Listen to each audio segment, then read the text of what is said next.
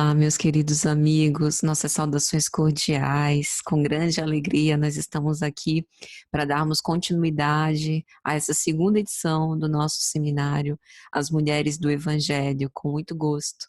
Hoje, no nosso terceiro dia, a gente vai receber uma convidada muito especial, que é a Ingrid Martinez, trabalhadora do GPEC, Grêmio Espírita Perseverança e Caridade, uma oradora espírita que se revela muito jovem e trazendo na sua fala uma substância, uma propriedade muito grande dos conceitos, dos conhecimentos evangélicos, que a gente vai ter o grande prazer de aprender com ela, falando sobre uma personagem, uma mulher do Evangelho tão importante, tão preciosa e que tanto tem a nos ensinar, que é Salomé, a suplicante, a mulher de Zebedeu, a mãe de João e Tiago, e que a gente vai conseguir entender um pouco melhor sobre a sua história, sobre o seu sacrifício, sobre as suas esperanças. O que será que a gente tem a aprender com Salomé?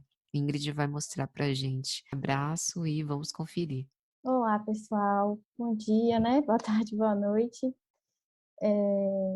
Eu me chamo Ingrid, sou trabalhadora da evangelização infantil do Grêmio Espírita Perseverança e Caridade e recebi esse convite de Patrícia de conversar um pouquinho, né? Conversar com vocês a respeito de Salomé, a suplicante, que é uma personagem que não aparece muito nos evangelhos, mas que nos momentos em que ela aparece, ela nos proporciona lições muito valiosas. E queria aproveitar esse momento inicial para fazermos uma breve oração, né, rogando a presença dos irmãos Jesus, do Mestre Jesus, para que a nossa conversa possa acontecer da melhor maneira possível. Então vamos fechar os olhos, respirar fundo. Jesus, agradecemos por essa oportunidade de estudo do Teu Evangelho. Agradecemos pela oportunidade de saber um pouco mais sobre a vida dessa mulher, que nos traz uma lição de humildade, de serviço. E rogamos a Tua presença neste momento, para que esse estudo, essa explanação, possa verdadeiramente transmitir as lições do Evangelho. Bom, Salomé, né, como eu falei, ela nos proporciona uma lição principalmente de serviço, né? Nas passagens em que ela é retratada, né, principalmente nos Evangelhos de Mateus e de Marcos, essa questão do serviço está sempre aparente, né, sempre em destaque, né? Foi uma figura que apareceu poucas vezes, apareceu só em 3 momentos. Foi esposa de Zebedeu, né? Uma figura que também não apareceu tanto, mas que apareceu mais que ela, que foi um pescador da Galileia, né? Um pescador um pouco mais abastado que os demais. E era mãe de João e de Tiago, né? 2 apóstolos, né? João, o evangelista, e Tiago, Tiago maior, né? Que também foram 2 discípulos assim importantíssimos para a divulgação do Evangelho. De fato, conviveram no círculo mais fechado do Cristo, né? Com Pedro. E foram assim figuras importantíssimas, né? No Evangelho de Lucas, né? Tem uma passagem que narra justamente esse momento do encontro o primeiro encontro, né, de Jesus com Tiago e João. Foi aquele momento em que os pescadores saíram para pescar à noite. Nesse momento, né, na passagem do Evangelho de Lucas, narra esse momento do encontro entre Tiago e João com Jesus. E que foi após essa tempestade que ocorreu, né, que os pescadores não conseguiram muitos peixes, Pedro estava presente, e Jesus ordena a eles que voltem ao barco, né, e lancem novamente suas redes. E eles, ainda incrédulos, Jesus ordena novamente. E aí eles puxam a rede, quando puxam a rede está cheia de peixes, né? E eles maravilhados com aquela situação toda. E é nesse momento justamente que Pedro chama João e Tiago para auxiliá-los, né? Auxiliá-los a recolher aqueles peixes. E aí que Jesus faz o chamado, né? No Evangelho de Lucas, né? Como é narrado no Evangelho de Lucas. E é nessa passagem também que Jesus usa aquela frase, né? Não temas, farei de você pescador de homens, né? Alguma coisa nesse sentido. E puxa também João e Tiago, né, para o apostolado. Foram dois apóstolos que, de fato, estavam presentes em diversos momentos importantes da vida do Cristo, né? Estavam presentes no momento da transfiguração do Monte Tabor, estavam presentes lá na situação do Monte das Oliveiras, né? Quando Jesus foi capturado. Foi apelidado pelo Cristo de Filhos do Trovão, né? O que denota a personalidade assim, mais altiva, a paixão mesmo deles dois, né? Principalmente Tiago, né? Jesus trouxe esse apelido, né, carinhoso para Tiago, né? No momento em que eles estavam viajando para Samaria e Tiago mandou alguns emissários, né, à sua frente para poder conseguir hospedagem, um lugar para ficar. E por serem judeus, né, indo para Samaria, foram negadas a entrada deles, né? Foi negada a entrada deles. E Tiago ficou muito revoltado, né, furioso. E aí foi nesse momento que trouxe o apelido, né, que ele foi apelidado dessa forma. Tiago também é conhecido como seu primeiro mártir entre os apóstolos, né? Após Estevão, mas dentre os apóstolos, né, que conviveram de fato com Cristo, né? Ele foi o primeiro mártir, né? Teve sua cabeça cortada, né, decepada por ordem de Herodes, o filho de Herodes da crucificação de Jesus. Né? E João, que é conhecido como discípulo do amor, que foi quem cuidou de Maria após a crucificação do Cristo, né? O Cristo, no momento lá da Páscoa, né, antes da crucificação, se virou para João, virou para Maria: eis o teu filho, eis a tua mãe. Depois desse momento, eles foram para Éfeso e João continuou sua missão evangélica. Então, assim, são dois apóstolos que foram importantíssimos para a divulgação do evangelho. E só daí já percebemos, né, a grandeza do espírito de Salomé, né? Não só por ter sido mãe deles, claro, mas por ter escolhido seguir o Cristo, né, junto com seus filhos, junto com seu esposo, né? Já percebemos que, apesar de inicialmente um pouco equivocada, né, nas suas percepções, ela, de fato, era um espírito que já tinha um certo esclarecimento, né? Uma certa experimentação, né? E estava pronta para aquele chamado, né? No primeiro momento em que ela aparece, né? Essa passagem é retratada tanto no Evangelho de Mateus quanto no Evangelho de Marcos, foi após Jesus anunciar pela terceira vez o seu Calvário, né? Eles estavam na estrada para Jerusalém, e Jesus anuncia que ia ser capturado, que iam fazer dele, né? Aquelas coisas todas. Isso está em Mateus, capítulo 20, versículos 17 a 19. E aí, logo na passagem seguinte, né? Mateus 20 a 23, tem a primeira aparição, né? De Salomé. Então, se chegou a ele a mulher de Zebedeu, Salomé, com seus filhos, e adorando, pediu-lhe um favor. Perguntou-lhe ele: que queres? Ela respondeu: manda que no teu reino estes meus dois filhos se assentem, um à tua direita e outro à tua esquerda. Mas Jesus respondeu: não sabeis o que pedis. Podeis vós beber o cálice que estou para beber? Responderam-lhe: podemos. Então lhes disse: bebereis meu cálice. E a gente vai ver que de fato eles acabaram bebendo desse mesmo cálice. Podereis beber o meu cálice, mas o sentar-se à minha direita ou à minha esquerda não compete concedê-lo. É, porém, para aqueles a quem está preparado por meu Pai. E aí, dessa primeira passagem, nós podemos perceber algumas coisas, né, da personalidade de Salomé, né? Apesar de equivocado, né, como o próprio Cristo já advertiu, nesse primeiro momento a gente pode perceber o amor que ela tem com seus filhos, né? Percebam que ela não pede por si, tampouco pede por seu marido, mas pede por seus filhos, né? Que a ama muito, e a gente vai ver isso também em Boa Nova, né? O livro do irmão Humberto de Campos, que vai trazer um pouquinho mais sobre essa mesma passagem.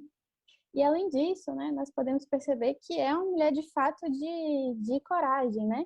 Apesar, de novo, da ideia um pouco ilusória inicial do que seria esse reino de Deus, né?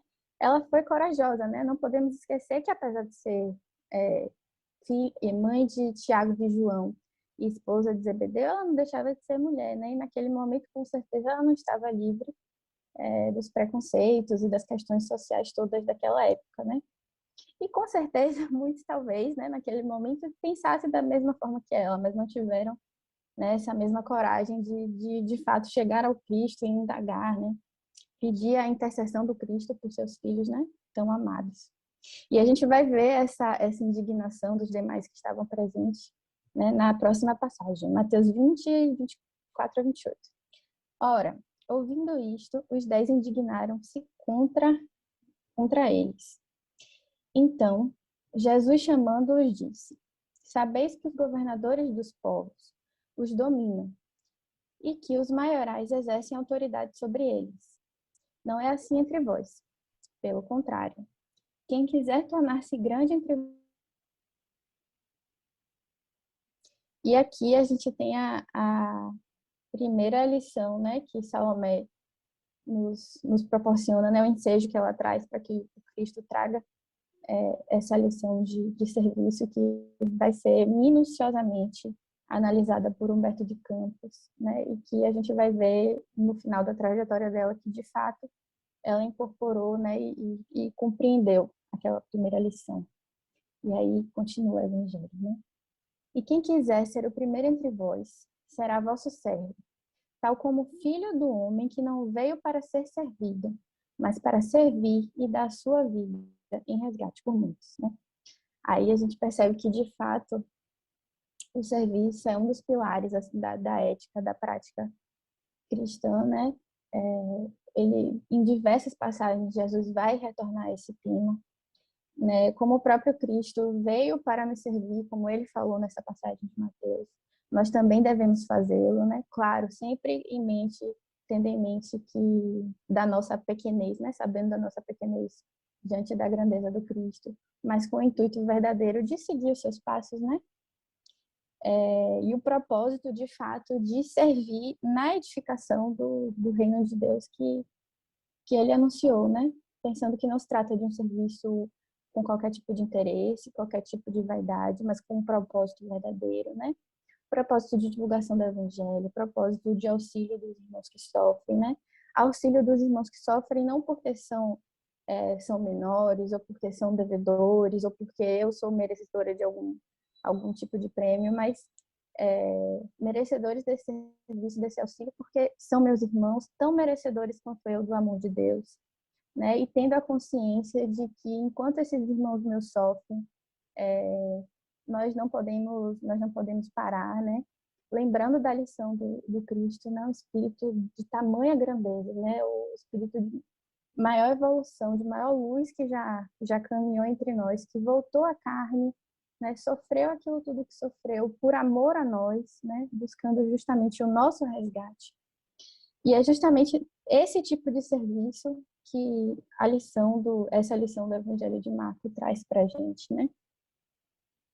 E aí é interessante que nesse momento a gente pode lembrar até no momento da crucificação, né? Da própria crucificação do Cristo, né? Ele sofreu aquele martírio todo e no momento do seu desencarne perdoou aqueles que estavam lá, né? Pediu ao Pai que perdoassem todos aqueles, né?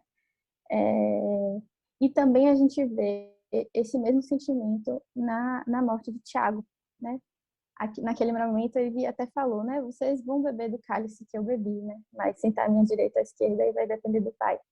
Mas aí na crucificação de Tiago a gente percebe que de fato ele bebeu do cálice do Cristo, né? Nas condições em que ele estava, não só do ponto de vista do martírio, né?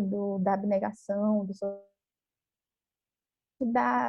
da elevação moral, da maturidade moral, né? No momento do seu desencarne, o seu denunciante, né? A pessoa que denunciou Herodes, né? Nesse momento de perseguição dos primeiros cristãos, a pessoa que o denunciou pede perdão a ele e ele aceita o perdão, o chama de irmão, lhe deseja paz. Então, nós vemos que a lição, né, essa primeira lição de servidão e de humildade foi de fato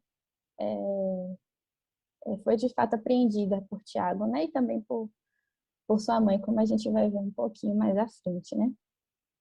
E a segunda situação em que Salomé aparece, né, também narrado no Evangelho de Mateus, no Evangelho de Marcos, aí eu vou destacar aqui o Evangelho de Marcos, capítulo 15, versículos 37 a 41, é o momento justamente da crucificação. E fala assim, mas Jesus, dando um grande brado, expirou, e o véu do santuário rasgou-se em duas partes, de alto a baixo. O centurião que estava em frente dele, vendo que assim expirara, disse, verdadeiramente este era o Filho de Deus. E estavam também ali algumas mulheres, observando de longe, entre elas Maria Madalena, Maria mãe de Tiago, o menor, e de José, e Salomé. Veja que Salomé agora, inclusive, é retratada como Salomé, não mais como a mãe de João e de Tiago, nem mãe dos filhos de Zebedeu, nem esposa de Zebedeu, é Salomé. As quais, quando Jesus estava na Galileia, o acompanhavam e serviam, e além destas, muitas outras que haviam subido com ele para Jerusalém. Aí nós vemos, né, nas próximas passagens, a gente vai ver isso também, que essas três mulheres são sempre destacadas, né? Maria, Maria Madalena, Maria mãe de Tiago, o menor, Tiago, José, e Salomé. Quer dizer, muitas mulheres seguiam Jesus, né? Muitas, como a própria passagem nos relata, mas elas, de fato, tomaram essa posição de destaque, né? Salomé, que sofreu aquela primeira reprimenda, né? Não só do Cristo, né? Com a amorosidade que é característica do Cristo, mas também dos demais que estavam presentes.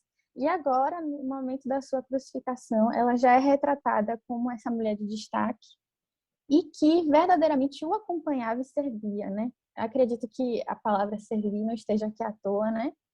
Tanto que no primeiro momento que ela aparece, vem a lição do serviço, e nesse último momento, penúltimo momento, ela também é retratada como uma mulher, ela é retratada como uma mulher que serve, né? Então percebemos que, de fato, ela houve essa transformação de Salomé. E, por fim, Salomé aparece no momento em que o anjo Gabriel anuncia que o Cristo ressuscitou. De novo em Marcos, tem em Mateus também, mas agora de novo em Marcos, né? Marcos capítulo 16, 1 a 8. Passado o sábado, Maria Madalena, Maria mãe de Tiago e Salomé, de novo Salomé, compravam aromas para irem embalsamá-lo. E muito cedo, no primeiro dia da semana, ao despontar do sol, foram ao túmulo. Diziam umas às outras, quem nos removerá a pedra da entrada do túmulo? E olhando, viram que a pedra já estava removida, pois era muito grande. Entretanto, no túmulo, viram um jovem sentado do lado direito, vestido de branco, ficaram surpreendidas e aterrorizadas, né? E aí acontece todo aquele desenrolar que a gente já conhece, né? Que elas foram desacreditadas e depois Jesus aparece primeiro para Madalena. Enfim, então, assim, com esses três momentos de Salomé, né? Nós podemos perceber que se trata de um espírito com o verdadeiro ímpeto de participar de fato dessa edificação do reino de Deus, né? Primeiramente, ela foi um pouco equivocada, né? Teve essa ideia um pouco distorcida do que é o reino de Deus, mas no final nós percebemos que ela, de fato, mudou sua percepção e se colocou a serviço, né? Se colocou à disposição, né? Do Cristo. E agora eu queria trazer também alguns trechinhos do livro Boa Nova, né, de Humberto de Campos, especificamente o capítulo 4, que fala sobre a família Zebedeu, né? Salomé, Zebedeu, seus filhos João e Tiago.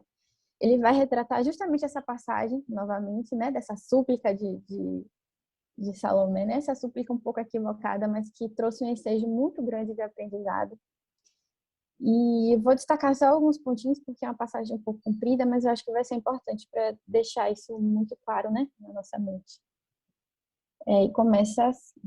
Na manhã que se seguiu a primeira manifestação da sua palavra, de fronte do Tiberíades, o mestre se aproximou de dois jovens que pescavam nas margens e os convocou para o seu apostolado. Filhos de Zebedeu, disse bondoso, desejais participar das alegrias da Boa Nova, Tiago e João, que já conhecia as pregações de João Batista e que eu tinha ouvido na véspera, tomados de emoção, se lançaram para ele, transbordando de alegria. Mestre, mestre, exclamavam felizes, né? Aí, Humberto de Campos vai narrar aqui um pouco do sentimento que eles tiveram nesse momento do chamado, né? E aí, em seguida, ele vai ressaltar, né, esse encontro dos filhos com Salomé e depois de Salomé com Jesus. Os dois novos apóstolos, entretanto, eram ainda muito jovens e, regressando a casa, com espírito arrebatado por imensa alegria, relataram à sua mãe o que passara. Salomé, a esposa de Zebedeu, apesar de bondosa e sensível, recebeu a notícia com certo cuidado. Veja quantos de nós, né, não recebemos esse chamado, né? Às vezes nas pequenas coisas, às vezes nas coisas maiores, mas sempre com essa reserva. Também ela ouvira o profeta de Nazaré nas suas gloriosas afirmativas da véspera. Pôs-se então a ponderar consigo mesmo. Não estaria próximo aquele reino prometido por Jesus?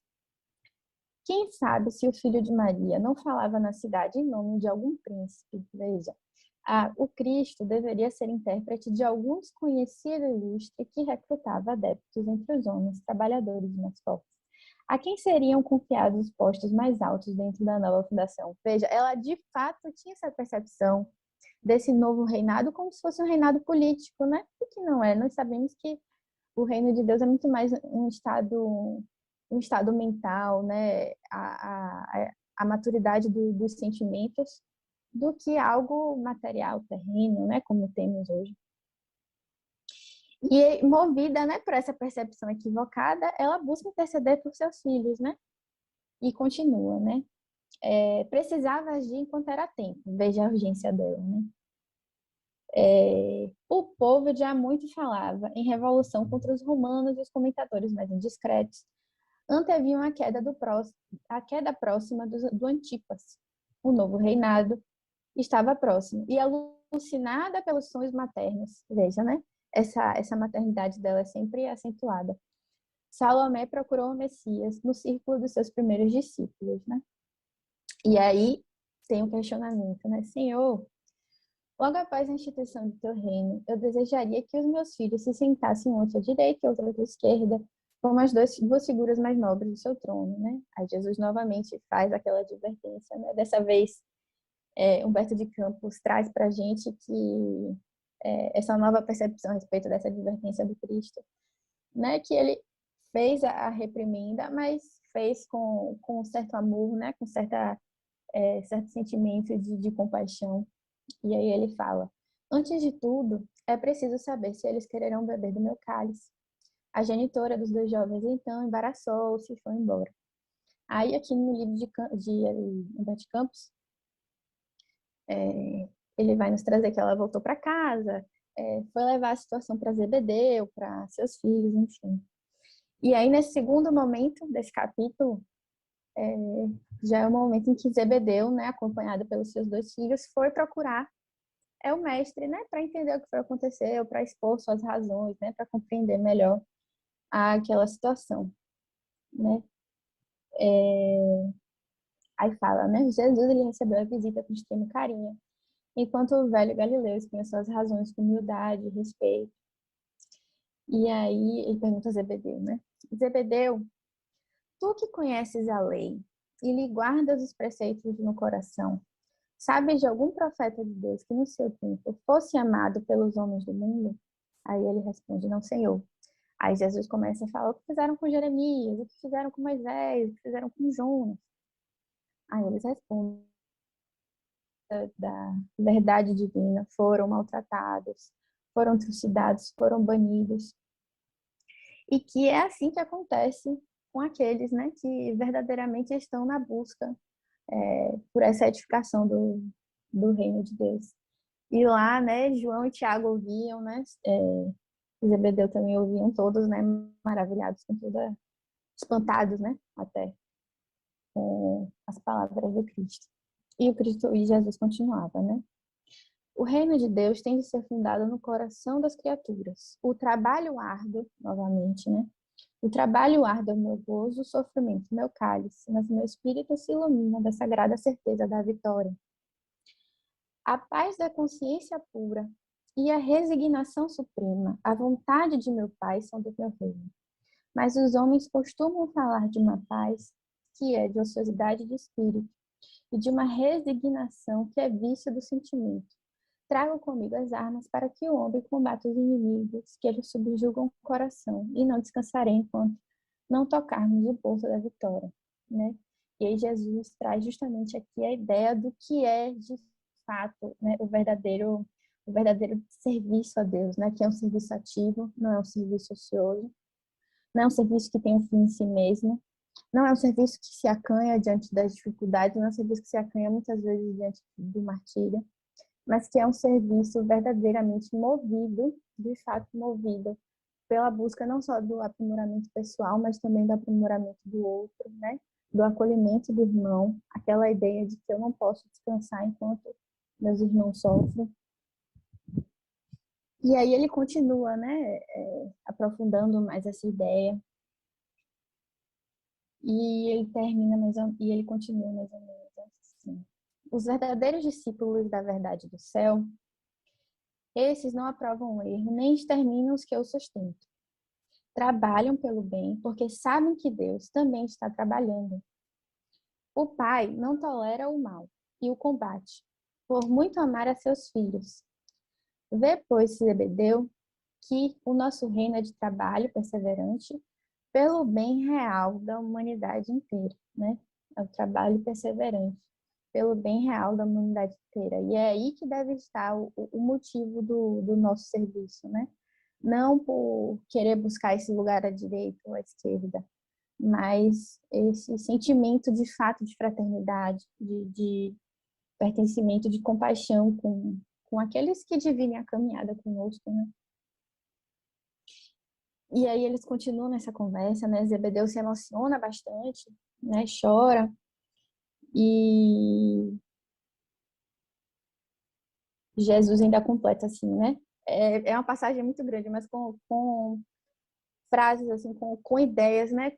Tão profundas, né? Tão importantes, que nos trazem tanta reflexão, até uma certa perplexidade, né? Que é importante a gente realmente parar para refletir, né, sobre esse texto de Humberto Campos. E aí Jesus continua, né? Não nos deteremos numa falsa contemplação de Deus. Vejam, falsa contemplação de Deus. À margem do caminho, porque o Pai nos falará através de todas as criaturas trazidas à boa estrada, ou seja, não adianta, né, a gente ficar nessa falsa contemplação de Deus, né, ocuparmos determinadas posições de destaque dentro dos nossos ciclos religiosos, fazer palestras ou qualquer coisa que seja, se for uma contemplação sem substância, né, sem trabalho, sem serviço, de fato, né, porque as leis de Deus são eternas e imutáveis e sempre vão nos chamar de volta para, né, para esse serviço, né, para o que de fato nos colocará nesse caminho, né? E aí, para encerrar essa passagem essa passagem do livro de Humberto Campos, né? No final, Jesus vira para Zebedeu e fala, né? Chora, Zebedeu, né? Zebedeu já muito emocionado, porque as tuas lágrimas de hoje são formosas e benditas. Temias a Deus e agora o amas. Estavas perdido nos raciocínios humanos sobre a lei. Agora tens no coração a fonte viva da fé, a fonte da fé viva. E aqui, né, a gente pode perceber a transformação, né, não só de Salomé, mas da família inteira, né? Salomé com esse ímpeto de fazer, esse ímpeto de chegar logo, mas que com certeza gerou frutos maravilhosos, né? Não só através de seus filhos, né? De seu esposo, mas a oportunidade que ela deu de trazer essa lição de serviço, de trabalho, né? De trazer todas essas reflexões, assim, valiosíssimas. E eu queria encerrar, né?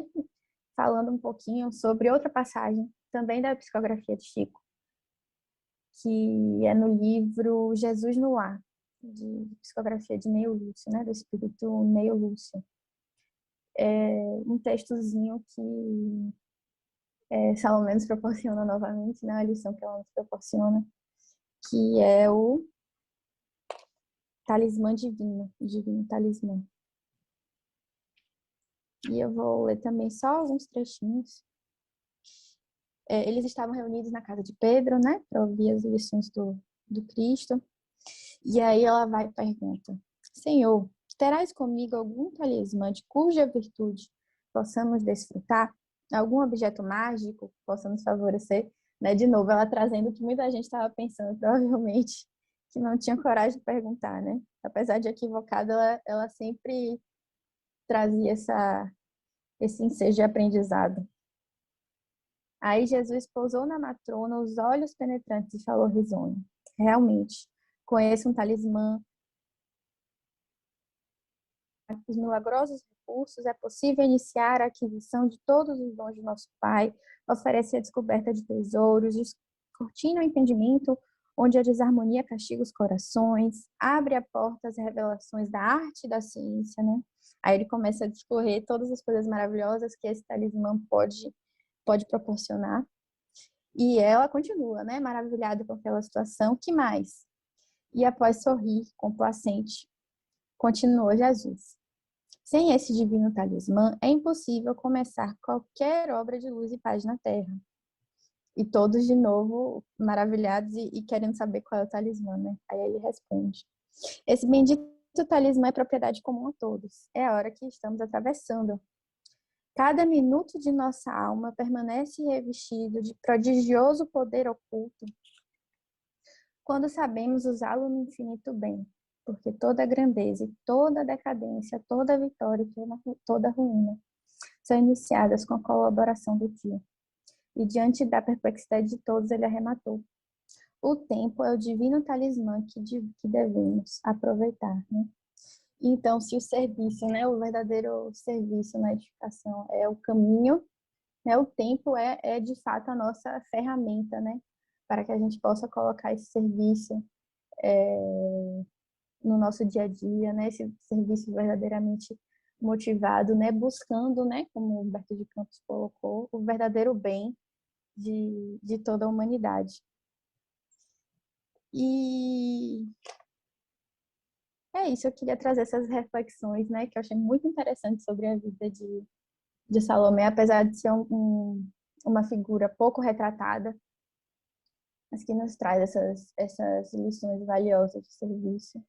Né? Tem uma passagem do Evangelho, de um dos livros de Emmanuel, não me recordo o nome agora, mas que ele também faz uma advertência assim, importantíssima e de uma profundidade muito grande, que não ser alguma coisa assim, não seja como uma orquídea nos salões do mundo, né, nos salões da vida, né? Porque a orquídea é uma planta muito bonita, né? Tem um aroma, uma beleza, as cores, mas é uma planta parasita, né? De fato, ela não traz não traz nada de proveitoso, assim, não traz não traz essa substância, né, que a gente fica procurando, né, esse serviço, né?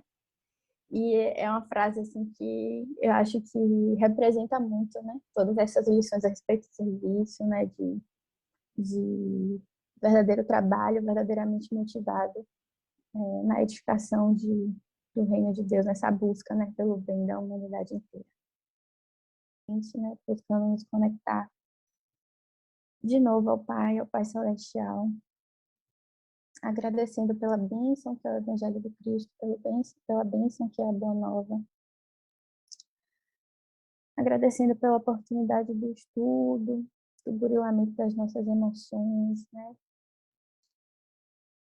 Rogamos ao Pai que fortaleça a nossa fé e que possamos, né, seguindo essas lições que foram trazidas através dos questionamentos de Salomé, que nós possamos, de fato, seguir nesse serviço abnegado, de fato propositado, e que nós possamos buscar essa edificação do reino de Deus todos os dias, através desse serviço sagrado. Assim seja.